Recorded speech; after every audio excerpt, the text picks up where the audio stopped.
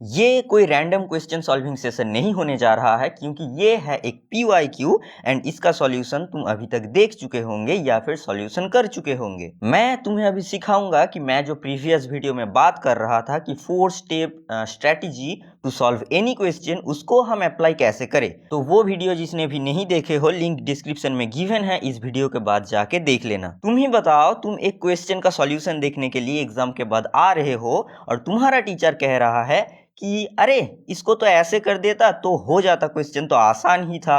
तो तुम भी सोच रहे हो कि अरे हाँ, ये तो कर देने से क्वेश्चन एग्जाम में आसानी से हो जाता। ये आइडिया मेरे दिमाग में नहीं आया, तो मुझ में ही कोई कमी है, मुझे और भी प्रैक्टिस का ज़रूरत है। हाँ, प्रैक्टिस का ज़रूरत है, लेकिन किस तरह से ज़रूरत है। तुम 100 क्वेश्चन भी प्रैक्टिस कर लोगे ना, तो वो आइडिया अचानक से तुम्हारा दिमाग में क्लिक नहीं करेगा, क्योंकि तुम्हारा टीचर जो तुम्हें ये टेक्निक बोल रहा है उसका सालों का एक्सपीरियंस है, 10 साल 20 साल का। तो उन लोगों का इंट्यूशन ऐसे ही तैयार हो जाता है कि झट से अगर वो क्वेश्चन को देखे तो उनके दिमाग में क्लिक कर जाता है कि अरे इसके लिए तो ये मेथड परफेक्ट रहेगा, इसके अंदर, ये क्वेश्चन के अंदर ये सब हिडन आइडियाज छुपा हुआ है जो सॉल्यूशन निकालने के लिए मुझे यूज करना पड़ेगा। लेकिन तुम्हारे दिमाग में वो क्लिक नहीं कर रहा है, और क्लिक करेगा भी कैसे, क्योंकि तुम सिर्फ उस क्वेश्चन को सॉल्व करने का तरीका रट रहे हो अपनी टीचर से और एक इल्यूजन में जी रहे हो कि अगर फिर से ऐसे टाइप का क्वेश्चन एग्जाम में आ जाएगा तो मैं तो सॉल्व कर दूंगा। लेकिन ये नहीं देख रहे हो कि वो क्वेश्चन के अंदर क्या क्या हिडन आइडियाज छुपा हुआ है। मेरे टीचर उसको देख के ही कैसे बता दिया कि ये काम कर जाएगा, ये ट्रिक काम कर जाएगा। तो मुझे वो इंट्यूशन बताओ ना कि आप कैसे इसको कर रहे हो। सिर्फ टेक्निक नहीं, आप सोच क्या रहे हो अपने दिमाग में, तो वो तुम्हारे अंदर आएगा क्वेश्चन को प्रैक्टिस करके। क्वेश्चन प्रैक्टिस मतलब क्वेश्चन को सिर्फ सॉल्व करना नहीं, क्वेश्चन को कैसे सोचते हैं, कैसे देखते हैं, इसके प्रैक्टिस करके। तो हम वो 4 स्टेप यूज करेंगे क्वेश्चन को सॉल्व, एनी क्वेश्चन को सॉल्व करने के लिए, कि पहले प्रोसेस करो क्या क्या इंफॉर्मेशन गिवन है, देन कनेक्ट करो, देन हिडन आइडियाज को फाइंड करो, ये 3rd स्टेप सबसे क्रूशियल है। देन वो आइडियाज को अलाइन करो जो लास्ट में वो पूछ रहा है उससे। तो क्वेश्चन में पहले दिया है कि let x0 be the real number, तो यहां से x0 R से बिलोंग कर रहा है, such that e to the power x0 plus x equals to 0। ये एक इक्वेशन है जिसको x0 सेटिस्फाई कर रहा है for a given real number alpha. तो अल्फा भी यहाँ पर रियल नंबर से ही आ रहा है। देन g ऑफ x एक फंक्शन दिया है कुछ x and e to the power x के टर्म में for all real number x। Then हमें फाइंड करना है कुछ प्रॉपर्टी, ये gx प्लस ये जो भी दिया है ये सब, and for alpha equals to 2, मतलब अल्फा का डिफरेंट वैल्यू के लिए उसका आउटपुट हमें चेक करना होगा। ओके, तो जब हम घर पे क्वेश्चन को कर रहे हैं तब क्या ये हमें देखना नहीं है, मतलब एक बार हम देख लिए हैं, हाँ कुछ लिमिट का फंडा है, लेकिन इसको हमें नहीं भाव देना। हम क्या क्या डिड्यूस कर सकते हैं यहाँ से, यहाँ पर हम जोर देंगे। तो क्वेश्चन को अब हम अच्छे से पढ़ लिए हैं। अब आता है सेकेंड प्रोसेस, कनेक्ट, कि हम इससे यहाँ पर जो जो इन्फॉर्मेशन दिया है, मतलब ज़्यादा तो इन्फॉर्मेशन कुछ है नहीं इस क्वेश्चन में, पर फिर भी जो भी दिया है उसको हम किससे कैसे कनेक्ट करेंगे। तो जो जी ऑफ एक्स दिया है उसको हम ऐसे ज़रूर लिख सकते हैं कि यहाँ से देख के ही पता लग रहा है कि 3x यहाँ से कॉमन आ जाएगा, तो यहाँ पर रहेगा e to the power x plus 1, and यहाँ से इन दोनों से अगर ये माइनस टर्म कॉमन ले ले, माइनस अल्फा, तो यहाँ पर रहेगा e to the power x plus x over 3 times e to the power x plus 1, and that is equals to x minus alpha over 3 minus e to the power x plus x over e to the power x plus 1। बस इतना ही, ठीक है। अब connection क्या बन रहा है, connection है यहाँ पर ये टर्म देख रहे हो ना कि e to the power x plus x है, एंड ये भी वैसा ही दिखने में है, e to the power x0 plus x0। तो यहाँ पर से मैं क्या लिख सकता हूँ कि g ऑफ x0 मेरे पास क्या आएगा कि x0 minus alpha over 3, and ये टर्म क्या हो जाएगा, इक्वल टू 0 दे देगा ना, क्योंकि हम अगर x0 की मतलब x की जगह पर अगर हम x0 पुट कर रहे हैं तो ये होगा e to the power x0 plus x0, है ना, ये वाला टर्म। तो ये क्या हो जाएगा 0, ये क्वेश्चन में गिवन है, तो ये पूरा टर्म हमारा क्या वैल्यू दे देगा 0, है ना। तो यहाँ पर से मैं इसको सिर्फ लिख सकता हूँ x0। ओके, सो यहाँ पर आ गया g of x0 equals to x0। Now हमारे क्वेश्चन में क्या था, एक कंडीशन कि e to the power x0 plus x0 equals to 0। तो यहाँ से हम लिख सकते हैं कि x0 equals to minus e to the power x0। तो यहाँ से ये आ गया, तो ये क्या होगा x0 equals to minus e to the power x0 आ गया। ये इसका वैल्यू हम यहाँ पर सब्सटीट्यूट कर सकते हैं, तो g ऑफ x0 क्या हो जाएगा minus e to the power x0। ये दो कनेक्शन हमें मिल गया, मतलब कनेक्शन नहीं, इस यहाँ से ये दोनों को कंबाइन करके हम ये डिड्यूस कर पाए, एक कनेक्शन टाइप ही है। एंड यहाँ पर सिर्फ 2 लाइन ही दिया है, तो यहाँ पर और कुछ कनेक्शन बनाने के लिए है भी नहीं हमारे पास, है ना। सो नाउ अब थर्ड स्टेप आ जाता है, and the most important step, find the hidden ideas.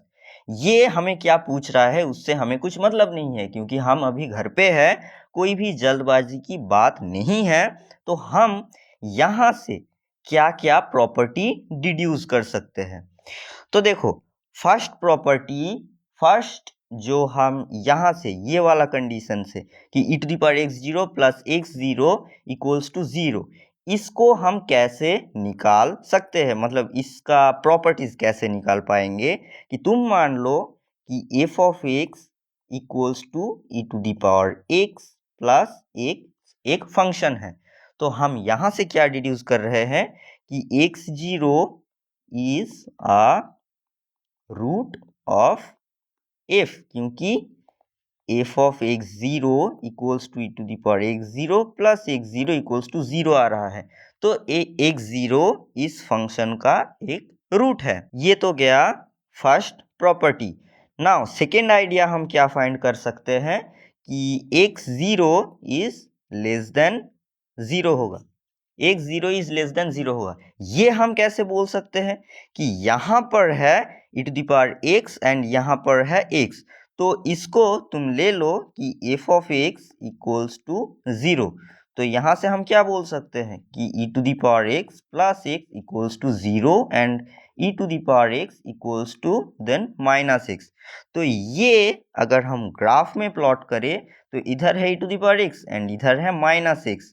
तो यहाँ पर e to the power x एक ऐसा फंक्शन है एंड माइनस x का ग्राफ होगा कुछ इस तरह। तो ये यहाँ पर कहाँ पर क्रॉस कर रहा है, ये यहाँ पर ना, जहाँ पर क्रॉस कर रहा है, तो ये क्या है लेस देन 0 है, एंड यही तो एक 0 है ना, ये लेस देन 0 है। तो यहाँ से हम क्या लिख सकते हैं कि कहाँ गया, हाँ, x0 इज लेस देन 0, ये यहाँ से हम ये भी बोल सकते हैं। थर्ड आइडिया हम क्या डिड्यूस कर सकते हैं कि unique solution, only one root होगा ना, क्योंकि ये ग्राफ तो इधर बढ़ जा रहा है एंड ये ग्राफ इधर नीचे चला जा रहा है, और कभी भी ये इंटरसेक्ट नहीं करेगा, है ना। तो यहाँ से हम बोल सकते हैं कि ओनली वन रूट, एक ही रूट होगा f ऑफ x का, और वो यूनिक है, एंड यहाँ पर वही एक 0 है जो हमारे क्वेश्चन में गिवन है। फोर्थ प्रॉपर्टी हम क्या बोल सकते हैं कि e to the power x0 equals to minus x0, so can replace इधर एनी टाइम, मतलब ये दोनों एक दूसरे को कभी भी रिप्लेस कर सकता है, मतलब हम वैल्यू पुट कर सकते हैं जो यहाँ पर हमने किया था यहाँ पर। एंड फिफ्थ प्रॉपर्टी हम यहाँ से क्या डिड्यूस कर सकते हैं कि f ऑफ x जो था, f of x equals to e to the power x plus x, so if dashed x क्या होगा e to the power x plus 1 which is greater than 0 for all x belongs to R। तो यहाँ से हमें क्या पता चला कि f is always strictly increasing, हर वक्त ये इंक्रीज ही करता रहेगा एंड स्ट्रिक्टली इंक्रीजिंग, है ना। नाउ यहाँ से ही हमें 5 प्रॉपर्टी मिल गया। अब बात आता है g ऑफ x का। g ऑफ x का क्या क्या प्रॉपर्टी हम निकाल सकते हैं कि g ऑफ x यहाँ पर जो था उसका डिनोमिनेटर में था 3 times e to the power x plus 1, and हम जानते हैं कि e to the power x is greater than 0 होता है हर वक्त, मतलब for all x belongs to r। तो यहां से हम क्या बोल सकते हैं कि ये denominator is always greater than 0 होगा। तो यहां से हमें क्या मिला कि denominator is always greater than 0, है ना। That means not equals to 0। Now seventh condition हम क्या लिख सकते हैं कि ये कंपोजिशन, ये जी ऑफ एक्स लास्ट में क्या आया था, ये वाला ना, ये वाला सिंप्लीफाई करने के बाद। तो यहाँ से जी ऑफ एक्स हमारे पास था कि x minus alpha over 3 e to the power x plus x over e to the power x plus 1, है ना। तो यहाँ से इसको हम क्या बोल सकते हैं कि composition of continuous and differentiable function, that is composition of continuous and differentiable function, है ना। तो ये हमेशा कंटिन्यूअस एंड डिफरेंशिएबल ही होगा। तो यहाँ से हम क्या बोल सकते हैं, एंड ये जो यहाँ पर आया था कि denominator always greater than 0, that means not equals to 0, ये दो प्रॉपर्टी को मिला के हम क्या बोल सकते हैं कि g dash x exist for all x belongs to r। Every real number के लिए जी डैश टेक्स एग्जिस्ट करेगा, है ना। एंड एट प्रॉपर्टी हम क्या बोल सकते हैं कि अल्फा इक्वल्स टू अगर 0 होगा तो जी ऑफ एक्स क्या कैसा होगा दिखने में, सिर्फ x, यहाँ पर तुम 0 बिठा दो, यहाँ पर अल्फा की जगह पर ये यहाँ पर, तो ये क्या हो जाएगा, ये टर्म पूरा का पूरा 0 हो जाएगा एंड जी ऑफ एक्स सिर्फ x हो जाएगा। Okay, and x means g of x is linear, है ना, लीनियर होगा।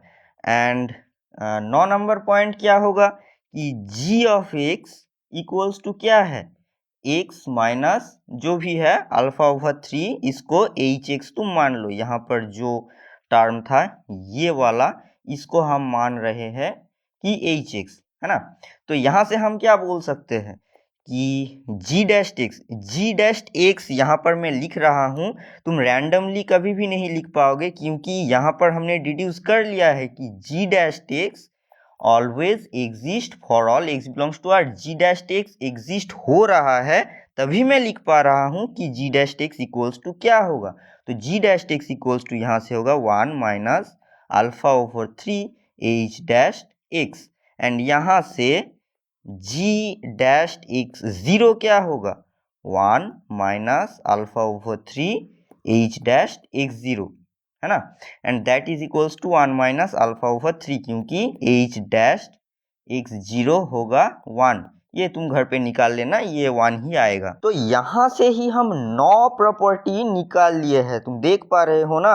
ये हमारा क्वेश्चन में काम आए या ना आए, हमारी क्वेश्चन के ऊपर अंडरस्टैंडिंग को ये बढ़ाएगा, बहुत बढ़ाएगा। हाँ, तुम सोच भी नहीं पाओगे, अगर तुम इस टेक्निक को प्रैक्टिस करते जाओगे तो कुछ ही महीनों में बहुत इम्प्रूव कर जाओगे। ओके, तो 9 प्रॉपर्टी हमने डिड्यूस कर लिया है, अभी भी बहुत सारा प्रॉपर्टी शायद होगा, लेकिन मेरे दिमाग में अभी और कुछ नहीं आ रहा है।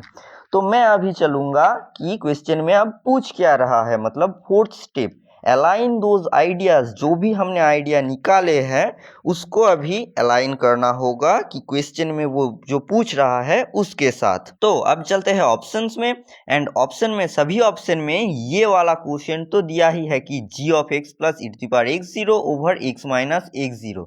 तो हमें बेसिकली इसका वैल्यू बताना होगा जब limit x tends to x 0 हो रहा है, एंड उसका मॉड्यूलस भी यहाँ पर है।